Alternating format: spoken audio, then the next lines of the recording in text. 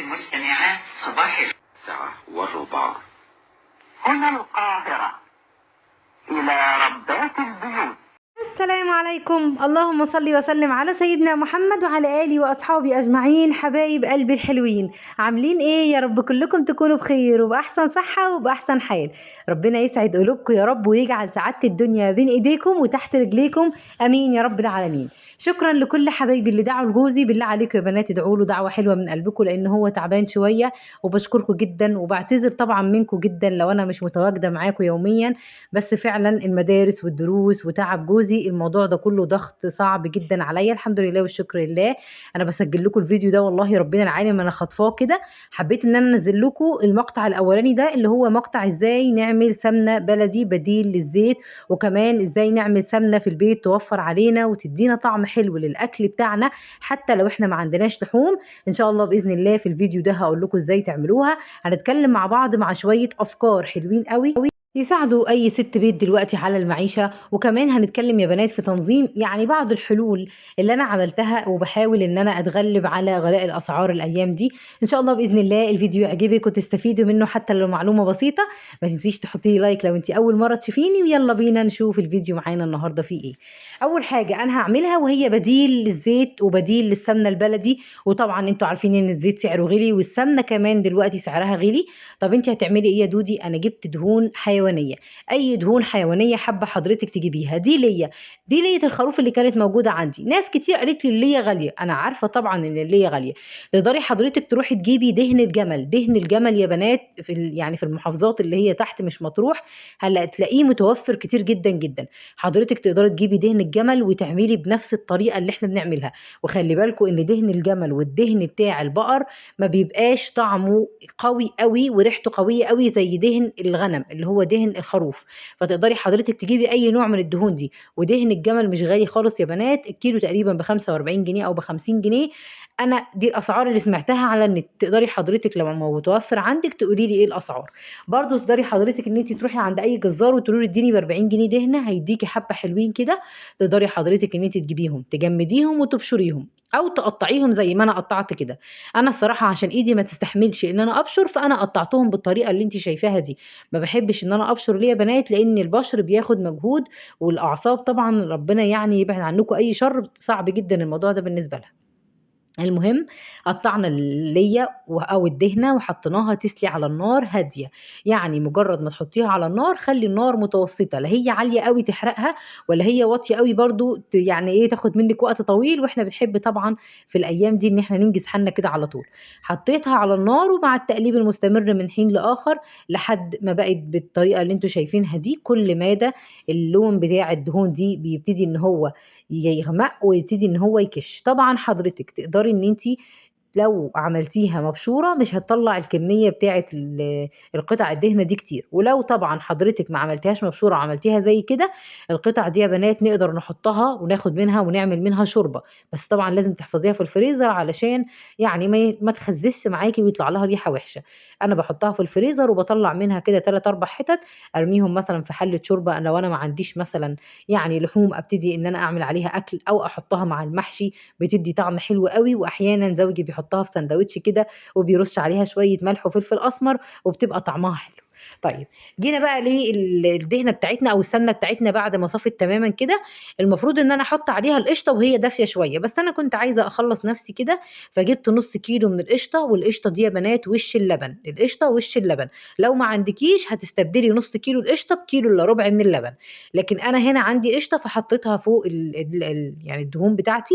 طبعا انا لما حطيتها تحسوا ان هي عملت شويه حاجات محروقه كده على الجناب بتاعه الحله. دي لازم تشيليها وتتخلصي منها علشان ما تبهدلكيش السمنه بتاعتك وتلاقيها لونها غمق معاكي. وبعد كده جبت كوبايه من اللبن وحطيتها. يبقى لو انا ما عنديش قشطه هحط على كل كيلو من الدهن كوبايه من اللبن. لو عندي قشطه حطي نص كيلو من القشطه على الاتنين كيلو لبن، يعني ربع كيلو من القشطه على الكيلو اللبن. هتبقى معاكي حلوه قوي قوي زي الفل. انا هنا شلت الحاجات اللي كانت على الجناب بتاعه الحله حله، وابتديت ان انا احليها برضو على نار هاديه لحد ما تبتدي ان هي تغلي. كل ما تغلي القشطه اللي حضرتك حطاها دي هتبصي تلاقيها اتحولت لمرته. بس طبعا هي بتاخد وقت شويه، يعني مش وقت طويل قوي برضو، ولكن هي بتاخد وقت علشان ناخد سمنه طعمها حلو قوي، تنفع معانا في اي نوع من انواع الاكل على فكره. ويمكن قلت لكم قبل كده ان في متابعه او حبيبتي قالت لي ان هي عملت منه معجنات، وكمان عندي واحده زميلتي عملت منه معجنات وجابتها معانا الشغل. يعني هي طعمها سنه بس مختلف عن العادي، ولكن هي طعمها حلو جدا، ما فيش فيها حاجه وحشه يعني. وعلى فكره دي حاجات صحيه. ناس كتيره بتقول لك دي دهون، لا دي مش دهون يا بنات، دي حاجات صحيه. الدهون المهدرجه والوحشه هي السمنه اللي احنا بنجيبها، هي الزبده. بس طبعا ما فيش غنى عنهم في بعض الاحيان في الوصفات بتاعه الحلويات، انما في وصفات الاكل والله اعملي الموضوع ده وعلى ضمانتي هيفرق جدا معاكي، وهيوفر جدا في ميزانيه البيت بتاعتك. دلوقتي زي ما انتم شايفين من الوقت للتاني بقلب فيها لحد ما كل الريم اللي على الوش ده ينزل لتحت.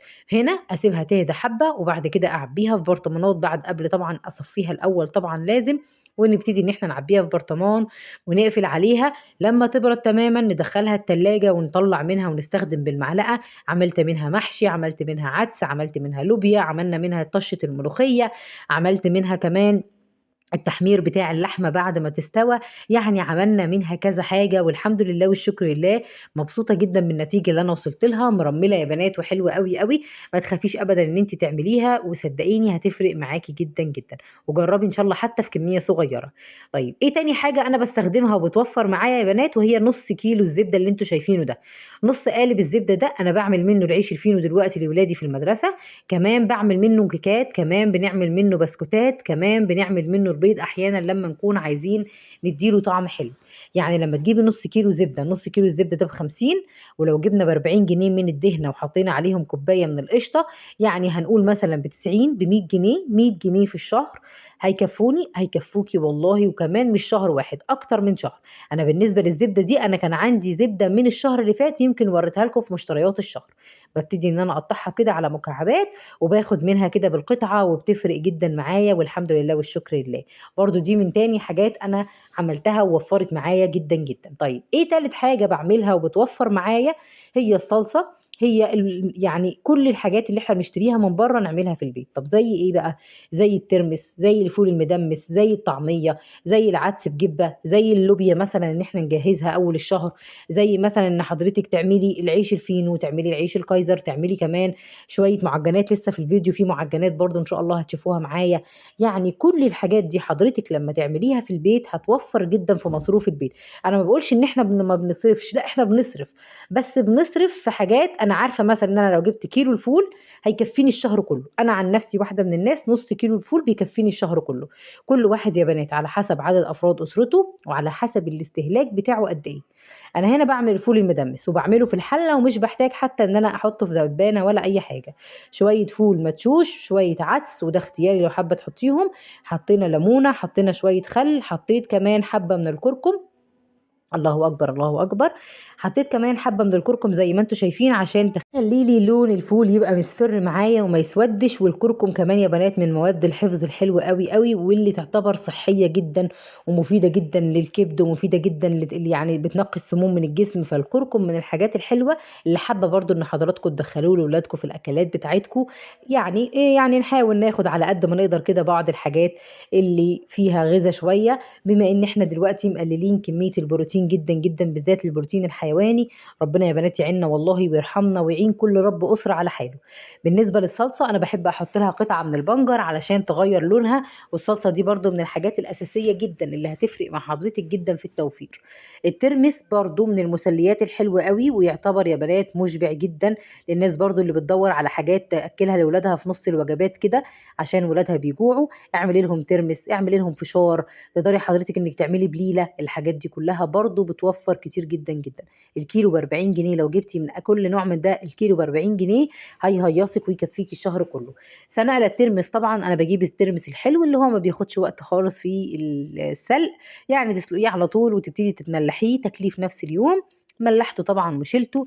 ولادي قبل ما يعني جايين من المدرسه مثلا ورايحين على درس، ياخدوا لهم حبه وهم ماشيين يقزقزوهم كده في الشارع، على ما اكون عملت الغدا، على ما يجوا يبتدوا ان هم ياكلوا. برضو الفول خلاص كان استوى معايا وهرسته وعبيته في اكياس وشيلته في الفريزر.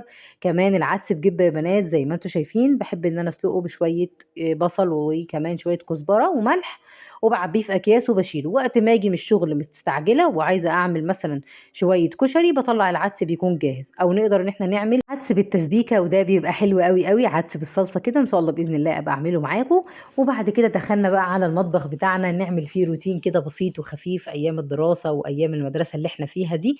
مفيش وقت طبعا، وكلنا محتاجين ان احنا يعني ننجز على قد ما نقدر عشان نقدر ان احنا نعمل كل حاجه. اليوم كمان تحس انه ما فيهوش بركه خالص. يعني بحاول على قد ما اقدر قبل ما انام يا بنات ان انا احوقل واستغفر واكبر احمد، يعني احمدي ربنا 33 مره وكبري 34 مره واستغفري 33 مره. هتحسي ان الدنيا بقت خفيفه عليكي، الوقت برضو يعني ربنا بيبارك فيه. الحمد لله والشكر لله يا بنات على كل حاجه. الحمد لله على نعمه الصحه، اهم حاجه كل يوم نصحى فيه كويسين وولادنا كويسين وحياتنا كويسه. نحمد ربنا على نعمه الصحه يا بنات. عمر الفلوس ما كانت بتجيب بني ادمين، الفلوس دي بتروح وتيجي. اي حاجه موجوده عندك في البيت هتقدري ان حضرتك تقضي بيها نفسك. والله لو ما عندنا رغيف عيش ناشف ورحنا سخناه وحطينا مثلا شويه ملح كده عليهم كمون واكلنا، فطول ما احنا في صحه فالحمد لله والشكر لله. انا مهم جدا ان كنت اكلمكم في الموضوع ده بجد، لان الواحد الايام اللي فاتت دي مر بمواقف كده يا بنات، والله يعني عرفتني فعلا ان الصحه دي كنز، كنز رائع جدا جدا. وربنا يبعد عنكم اي مرض، وربنا يشفي لي جوزي يا رب وما اشوفش فيه حاجه وحشه ابدا ابدا، ودايما كده يفضل منور حياتي. الحمد لله يا بنات. ناس كتير قوي بتستغرب ان احنا بنحمد ربنا. يعني كتير قوي، لا حمد، كل ما تحمدي ربنا كل ما ربنا يثني عليكي اكتر، وكل ربنا ما يديكي اكتر، وكل ما كان عشمك في ربنا اكتر كل ما ربنا ان شاء الله باذن الله خلالك حياتك احسن وملالك بيتك بركه. دايما اطلبوا البركه من ربنا يا بنات. 3 حاجات او 4 حاجات لازم تعمليهم حضرتك علشان بيتك يبقى فيه خير ويبقى فيه رزق. وهو ان حضرتك لازم تحسبي حساباتك، من حسب الحسابات يا بنات فهنا بات.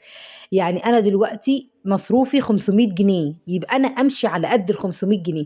وكلمت كتير جدا معاكم في الموضوع ده، ودول اصلا هم سبب ان حضرتك يبقى عندك خير في بيتك، وهم سبب ان حضرتك. طب يا دودي انت بتقولي 500 جنيه، 500 جنيه دول هيجيبوا اكل ولا هيجيبوا مدارس ولا هيجيبوا دروس ولا هيجيبوا؟ على قد الحافه تمد رجليك. انا قلت لكم موضوع الدروس ده، انا دلوقتي ما بديش ولادي دروس في كل المواد، وانا يعني مش هقول لكم ان انا مش قادره ان انا اديهم، لا، بس في حاجات تانية في حياتي انا عايزه اعملها، وفي حاجات تانية هم ولادي اولى بيها من ان انا اروح ادفع دروس. دلوقتي اي مدرس على الاقل عايز له 150 جنيه في الثمان حصص اللي هو في الشهر. فتخيلوا بقى انتوا دراسات وعلوم وانجليزي ورياضه وعربي، وكمان دلوقتي طلعوا لنا في موضوع الدين. يعني انا مش قصدي والله ان انا اقول حاجه في الدين، بس انا اقصد اقول ان حتى كمان الدين هنديله درس. لا، الموضوع هيبقى صعب. احنا نقدر ان احنا نحفظ لاولادنا الصور، نقدر ان احنا ندخل على النت وننزل لاولادنا من على النت يا بنات الدروس، ونبتدي ان احنا نخليهم يبتدوا ان هم يسمعوا مره واثنين وثلاثه، وهاتهولهم في هيئه قصص. في كتير دلوقتي قنوات بقت عامله قصص كرتونيه على يعني على الدروس، يعني الدروس بس بقت قصص كرتونيه، تقدري حضرتك ان انت تشغليها لهم يبتدوا ان هم يسمعوا. شغليها على الشاشه، حاولوا ان كنتوا تاخدوا يعني التدريس ده على موضوع لعبه كده. اما بالنسبه للولاد الكبار طبعا اللي محتاجين ان هم ياخدوا دروس، بياخدوا دروس في المواد اللي هي حساسة، يعني زي الرياضة، زي الإنجليزي، زي طبعا الفيزياء والكيمياء لو هم في الثانوي. إنما التاريخ، إنما الأحياء، إنما مثلا العلوم، الدراسات، لو جبنا الحاجات دي من على النت وقعدنا ولادنا حوالينا، صدقوني والله يا بنات يعني الموضوع هيفرق معاكي. خدوها بس جد كده ان انتوا عايزين تعملوا كده فعلا، مش ان انا مجرد كلام بطلع اقوله وخلاص، لا، انا عايزة فعلا اعمل كده. وما تسمعيش لكلام حد، وحاولي على قد ما تقدري تخليكي في نفسك وبس، نفسِك وبس. هتلاقي الدنيا معاكِ بقت يعني مش عايزة أقول لِك قد إيه فيها بركة، وقد إيه فيها خير، وقد إيه في يعني راحة نفسية، وكفاية بس كلمة راحة نفسية دي. طيب أنتِ يا دودي لكاكة، بس والله باحب إن أنا أحكي معاكم يا بنات. أنا هاعمل إيه دلوقتي، أنا هاعمل معاكم قرص طرية، ودي كنت عاملاها لولادي ساندوتشات للمدرسة في الlunch box. كان عندي كيلو من اللبن الرايب. اللبن الرايب ده ما ينفعش تستخدميه في هيئته على طول، لو أنتِ حابة تعملي بيه رز مثلا رز برام او حابه تعملي فيه كيكه، طب اعمل فيه ايه يا دودي؟ يا اما اضربه في الخلاط يا اما ان انا اضربه بالهاند بلندر. لكن لو هعجن بيه تقدري تعجني بيه على طول مفيش مشكله. بس انا عشان كنت هعمل بيه اللي هو رز مدسوس فقلت خلاص انا هديله ضربه كده، اعجن بشويه واخلي الشويه اعمل بيهم رز مدسوس. طب انت هتعملي القرص الطريه ازاي يا دودي؟ القرص الطريه يا بنات بتبقى عباره عن كيلو من الدقيق، عليه معلقه كبيره من الخميره، معلقتين من السكر، معلقه صغيره من الملح، يعني هنقول مثلا سنة خل بسيطة كده قد معلقة صغيرة من الخل. كمان حطيت ربع معلقة من البيكنج باودر، وحطيت عليهم نص كوباية من السمنة. كيلو دقيق، نص كوباية من السمنة، حطيت عليهم معلقة من الخميرة، معلقتين من السكر، معلقة صغيرة من الملح، ربع معلقة من البيكنج باودر، معلقة صغيرة من الخل، وعجنت بمية دافية وكمان لبن رايب. طيب المية الدافية دي هي مجرد كوباية واحدة أو كوباية إلا ربع كمان عشان أحط عليها اللبن الرايب، وبعد كده ابتدي ان انا احطه في العجينه. ليه؟ علشان الخميره تنشط معايا، وبالذات كمان ان احنا في فتره الشتاء. ودايما لو في لبن رايب عندك حاولي تخليه بره التلاجة ياخد درجه حراره الغرفه، ما ينفعش يبقى بدرجه حراره التلاجة وتحطيه على الخميره مش هيخمر معاكي. بعد كده ابتديت ان انا اعجن في العجان بتاعي. واللي سالوني على العجان بتاعي ده، العجان بتاعي يا بنات اسمه جروهي. العجان ده حلو قوي قوي وما شاء الله عليه ممتاز جدا، هو فيه خلاط وفيه مفرمه، وهو 1200 واط. سعره كان 4000 جنيه، الكلام ده من 5 سنين. دلوقتي انا معرفش سعره الصراحة، ولكن هو سعره كان 4000 جنيه وقت ما جبته من 4 سنين. بس ماركته ممتازة وشغله الحمد لله والشكر لله ممتاز جدا. انتوا زي ما انتوا شايفين انا عجنت العجينة بتاعتي كويس، وكل ما تخدمي العجينة اكتر كل ما تديكي يعني معجنات هشة وتبقى حلوة جدا معاكي. غطيته بقى دلوقتي هسيبه يخمر. قرص حبايب قلبي بتخمر على مرتين، مرة الأول لما احنا عجناها كلها، ومرة بعد ما نبتدي ان احنا نفردها ونعملها شبه القرص كده، علشان تديكي طبقة تخينة كده وتفرد عن بعضها لما تدخليها الفرن. ودايما لما تدخل الفرن تتخبز على درجة حرارة عالية علشان تديكي نتيجة ممتازة، ما تفرولش معاكي، تبقى عاملة شبه العيش الفينو كده ولكن او زي العيش الشامي، بس كده على صغير. طعمها بيبقى حلو، مغذية، مشبعة، لذيذة، حلوة قوي.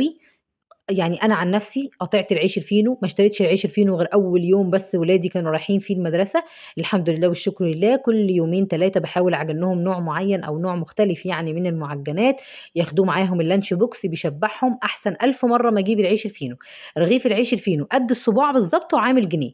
يعني حضرتك لو جبتِ 20 رغيف ل4 أفراد، أنا ولادي 4، هاجيب لهم 20 رغيف ب20 جنيه. أنا أجيب كيلو دقيق ب18 جنيه واحط عليه كيس خميره ب2 جنيه واعمل حبه معجنات لاولادي يكفوني 3 ايام كاملين. ان شاء الله باذن الله برضو كل يوم هحاول ان انا اعمل صنف من المعجنات اللي بعمله وانزله لكم بحيث ان انتوا تعملوه لاولادكم وبرضو توفروا. ودايما بصي للحاجه بالمنطلق ان انت هتوفري فلوس. ايوه هتوفري فلوس طبعا. محدش يقول لي ما احنا بنشتري خامات غاليه، انا عارفه ان احنا بنشتري خامات غاليه، بس الحاجه اللي احنا بنعملها بالخامات الغاليه دي اكتر بكتير جدا من الحاجه اللي حضرتك بتعمليها او بتشتريها جاهزه. كده بافردها وبابتدي إن أنا أركنها على جنب. بعد كده دخلناها الفرن خبزناها وبقت بالشكل الجميل اللي أنتِ شايفاه ده. الحمد لله والشكر لله. اللهم بارك لنا فيما رزقتنا وادمها نعمة واحفظها من الزوال، آمين يا رب العالمين. طرية يا بنات وهشة جدًا وهي دافية بعد ما تدفى خالص كده، ابتدي حضرتِك عبّيها في الأكياس على قد استخدام اليومي بتاعِك، ودخّليها وطلّعيها قبلها بفترة تفُك. يعني قبل مثلًا ما تعملي الساندوتشات بنُص ساعة، هتلاقيها فكِّت معاكِ وبقت زي الفل. أتمنى يكون الفيديو عجبكم.